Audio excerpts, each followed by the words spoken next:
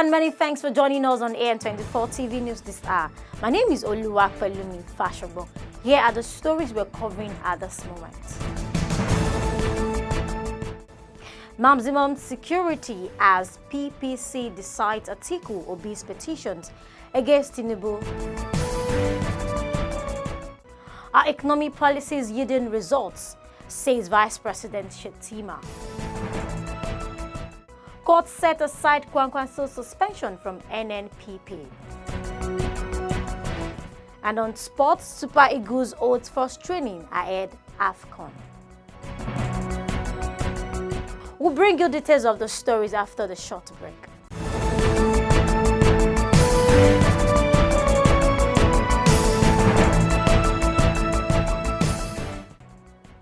Now to the details of the stories.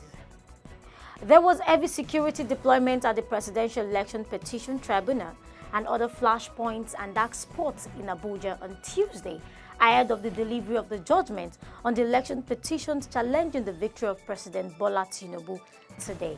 Supporters of the People's Democratic Party standard-bearer Atiku Abubakar, Labour Party candidates Peter Obi and President Tinubu awaited the verdict with annexed expectations.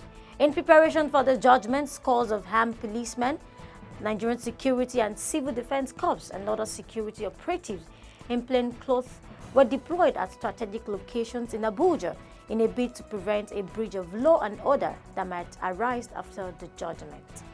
The judgment will be delivered by the chairman of the tribunal, Justice Haruna Seimani, assisted by other members of panel, Justice Stephen Ada, Monsurat Bolaji Yusuf, Moses Ugo, and Abba Mohammed. And the Vice President, Kashim Shettima, has stated that the economic policies of Bola Tinubu administration are already yielding desired results, especially with more allocation available to states from the federal accounts.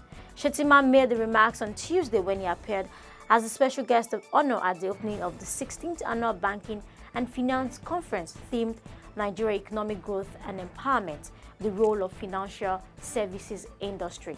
According to him, a strong partnership with experts in banking and finance industry can help turn the economy around in record time. Shettima noted that there is a need to do what pessimists might regard as impossible, turning the economy around in record time.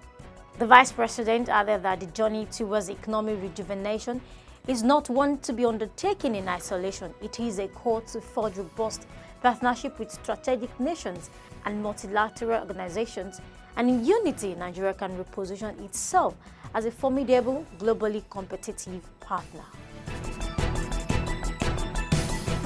In the meantime, a Kano State High Court has set aside the suspension of the 2023 presidential candidate of the new Nigerian People's Party, NNP, from the party. Justice Usman Nahana on Tuesday granted an interim injunction restraining Boniface Aniebonam, Agbo Major, and 16 other respondents from parading themselves as the national officials or leaders of the party, pending the hearing and determination of the notion of notice.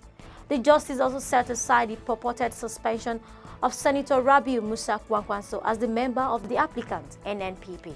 It will be recorded that on August 29, 2023, the group led by NNPP chieftain Aniebonam and Major within the party suspended Kwankwanso for 6 months for hobnobbing with politicians outside NNPP. In the same vein, the Kano State National and State Assembly Election Petitions Tribunal has upheld the electoral victory of the member representing Rimin Gado Danwanki Tofa Federal Constituency and the House of Representatives Alhaji Tijani Abubakar Jobe of the new Nigerian People's Party, NNP. Consequently, the tribunal dismissed petition of the All Progressive Congress APC candidate and the son of party's national chairman Umar Abdullahi Ganduje. Jobe contested and won the February 25th election against Umar Ganduje, who subsequently challenged his victory at the tribunal. The tribunal dismissed Ganduje's petition for lack of sufficient evidence to support his allegations. Delivering the judgment, the three-man panel led by Justice I.P. Chima dismissed the petition for lack of merit.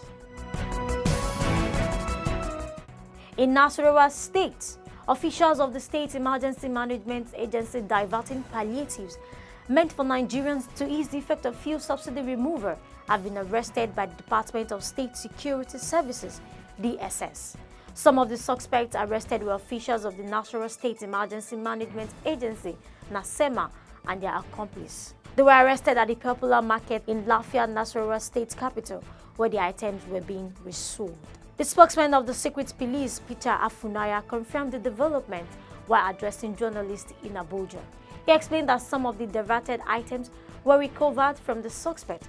Afunaya called on the members of the public who may have information relating to the emerging trend to report the same to the relevant security agencies for necessary action, saying the culprits will be punished according to the laws.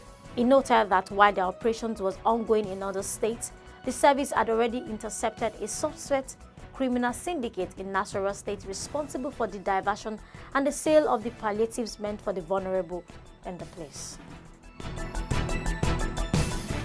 And on the foreign scene, at least one person has been reportedly died after a new Russian drone strike hit Ukraine port facilities in Ishmael area along River Danube. According to the governor of the surrounding Odessa region, Ole Kipa, the port and agricultural infrastructure was damaged in the overnight attack.